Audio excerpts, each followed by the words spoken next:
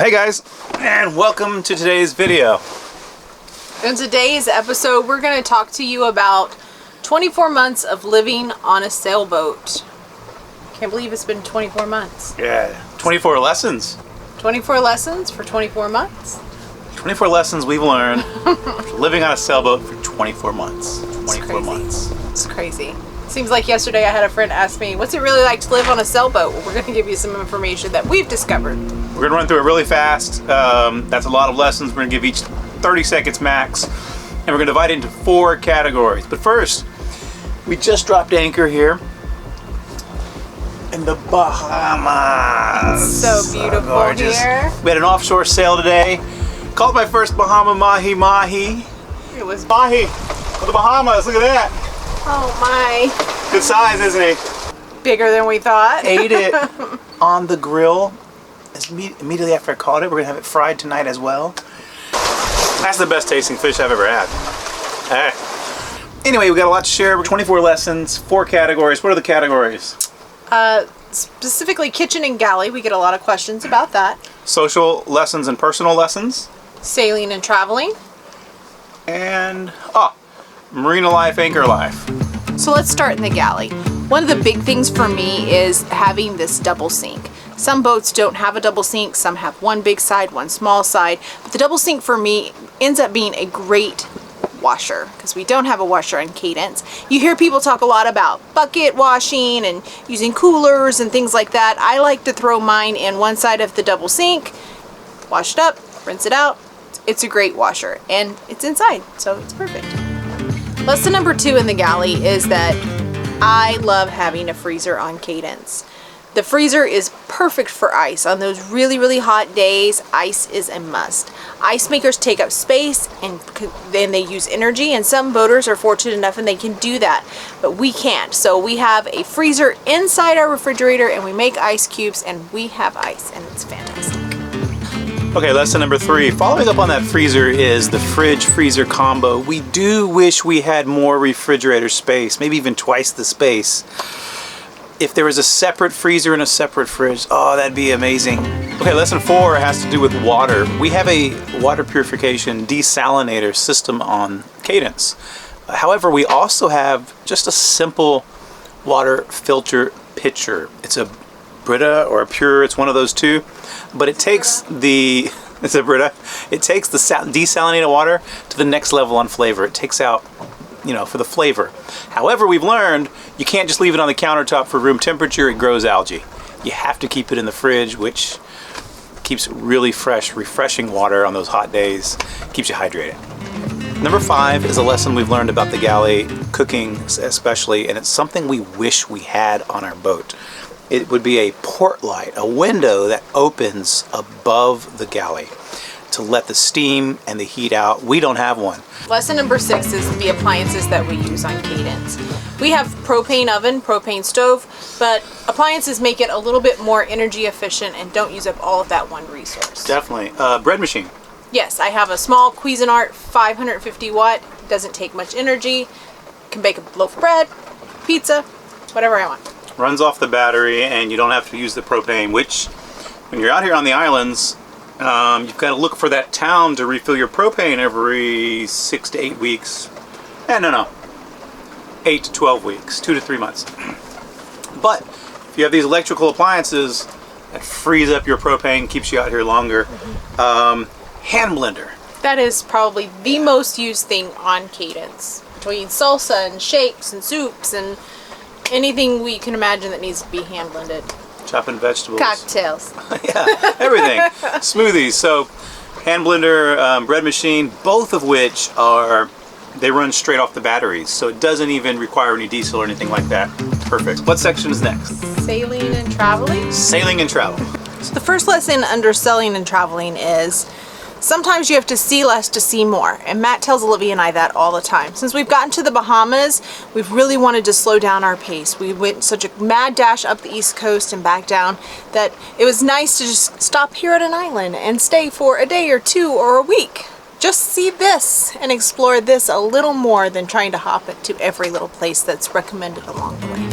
Traveling to a foreign country is really not as intimidating as I had once imagined it to be. It was quite easy. The process of checking in, getting over to West End, the paperwork was all online, the dog was fine, everything was perfectly fine.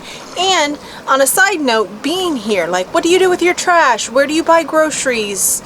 All of that has been quite easy for us, and I just didn't imagine it to be so simple. It has to do with weather. We've learned a lot about weather, and nowadays we look at weather before wind when it comes to traveling. Used to be the opposite, but now it's Cape values and barometric pressure. If it's high pressure and Cape values are low, then we'll look at the wind to travel.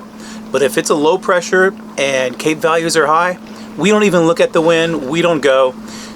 Good weather means better videos, happier family, better sailing.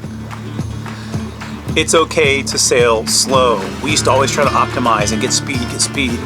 But you know what? Now we just reef. We reef the main when we go offshore. At least one reef, usually two. And we use the working jib instead of the Genoa. We lose a knot and a half with this setup, but we gain so much comfort. If it gusts, we don't have to trim anything, we don't have to change anything. If a storm comes, we reef one more in the main and we're good to go. There's nothing to stress about. Makes everything so much easier. And again, easy sailing is happy sailing.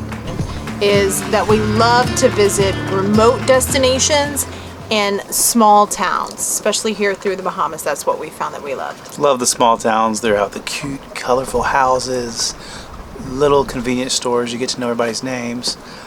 I think the flip side of remote locations in small towns is we dislike those really popular but heavily trafficked tourist traps. Jet skis, motorboats, people with loud music in and out 5 times a day. So we've learned we like to avoid those places and gravitate towards the others. Next lesson is Cadence likes to sail in 10 to 18 knots breaks. Super easy. You know, we've really found the sweet spot for this vessel is teens. If we're in the teens, we're just super happy because everything's perfect. In the 20s, we can handle it, but you got to set up for it, and that means reefing and this and that, and a little more aggressive than normal. And then, of course, less than 10s is just not enough power. At least not at this point for Cadence, but we're working on improving that. The teens make Cadence happy, they make Nancy, Libby, and Matt happy. It's smooth sailing, which is what every sailor dreams of. There we go. Smooth sailing's happy sailing. Set of lessons. We're gonna go down below. The sun's starting to get in our eyes, and I'm like squinting, and I probably have this angry face going on here. So let's go get some shade, and we'll fill in the last 12 lessons. Let's go. Cannot be taken for granted how easy it is to have social interactions and social life. Huge in marina life. The friends that we've made at the marinas along the way have just been so wonderful. We've really enjoyed the time that we spent there in Waterford Harbor and at the marinas that we've been along the way up the East Coast and even here in the Bahamas. And then there's the convenience. So lesson 14 is living in the marina before living on anchor. We didn't realize this, but now we do.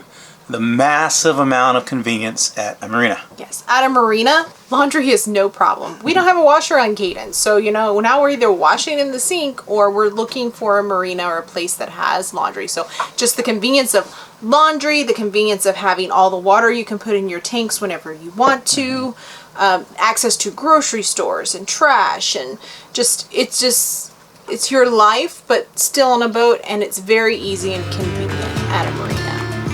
On the flip side, we love to anchor, and anchoring is that freedom, that tranquility that we really enjoy. But every now and then, it's nice to just stop off at a marina. Yeah, we like to go to the marina about once every month. Vacate. And have a vacation. But lesson, I think we're at 15 now. Anchor life is the best. Nancy said it, the tranquility. We're on anchor right now, and I feel the breeze blowing through. It's better than any air conditioner. It's so calm. And 16, shoal draft boat, in my opinion, is the only way to go. Unless you have a centerboard or a removable draft. Either way, a shallow draft boat, it gets you in spots that are beautiful. It gets you out of the swell. It gets you in safer anchoring conditions. It allows you to go places where other people can't go, or they have to wait for storms to pass to get there. So anchoring, you got to get to know the anchor. And something I've learned in the last 24 months is get to know the stern anchor. It's amazing, you know. You can point into the waves, you can point into the swell, because a lot of times the waves are in a different direction than the wind.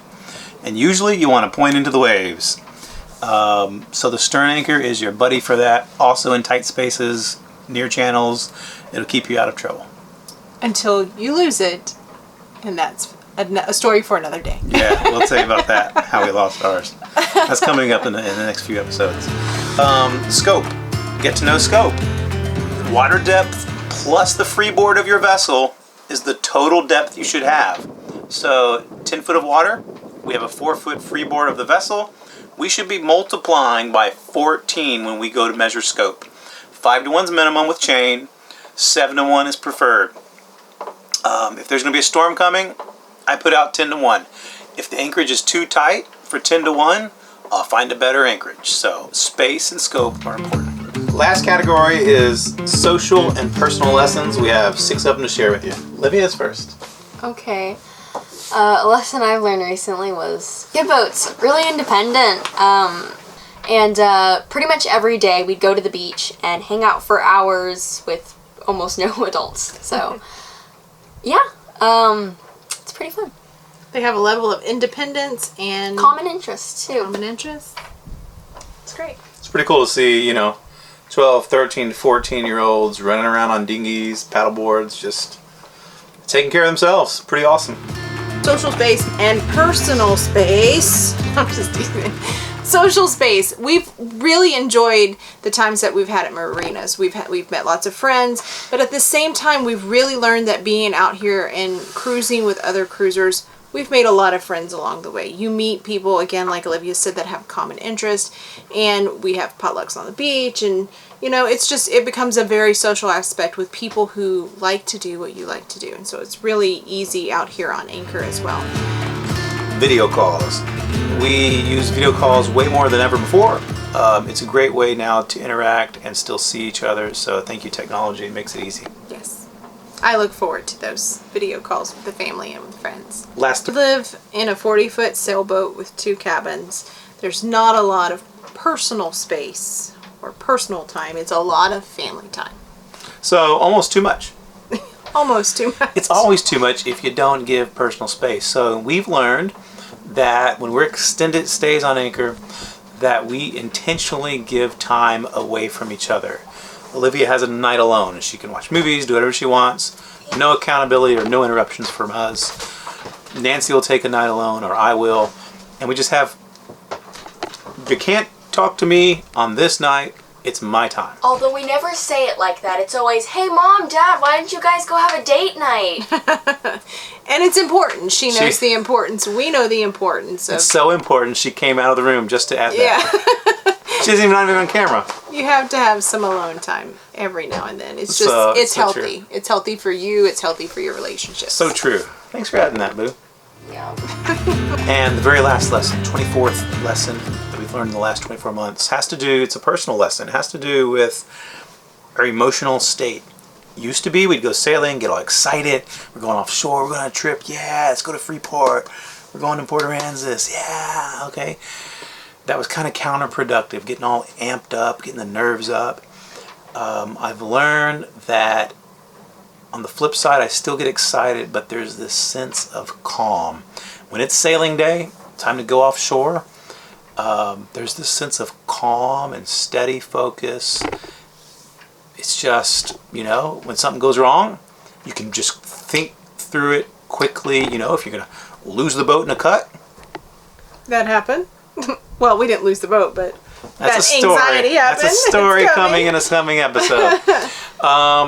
Look, a sense of calm, I've learned, is absolutely essential for sailing offshore, and previously I didn't know that. Yeah, and I can totally agree with that. When he has that sense of calm, it creates calm in the boat so that when something does go wrong, we can react better. It's not just an anxious reaction. It's we can actually tackle what's happening and stay calm and focused and deal with what we need to. And it's very important to protect the boat. I like how she said, when I have a sense of calm. But when she has the sense of calm, When the whole crew, it's all better. You don't have to worry about each other. Yeah. It's good. So we hope you enjoyed those 24 lessons. We've enjoyed learning them, and hope you enjoyed us sharing them. I think we have lots of lessons left to learn, but For sure, and many more months to learn them.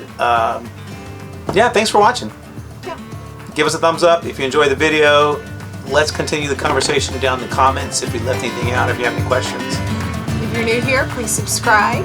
We like it. We like it. We'll see you here next week. Next week.